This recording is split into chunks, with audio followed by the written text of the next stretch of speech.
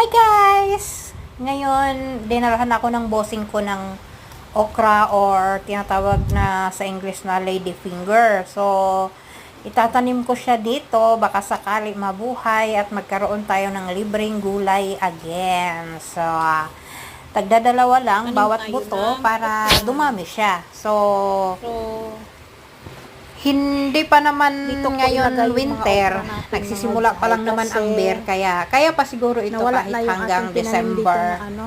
So, hindi pa siguro ito mamamatay no hanggang December kasi September, October, November, December, 3 months. So, Kasi nawala na yung mga ating 2 to 3 months magkaroon na ng bunga yan. So, Pumelo. let's just Walang pray na Kinain makaharvest lahat. naman Kaya, tayo kahit konti lang. So, taniman hindi naman naman tayo natin nakahangad ang ng okra. sobrang Tingnan daming natin bunga kung nito. magsasurvive ito. Kahit may Kung pa-isa-isa hindi, lang, wala okay na talagang tayo ano. doon. Ang importante meron kahit pa isa-isa, o, di ba? Sobrang dami So, kasi ng mga update ko snail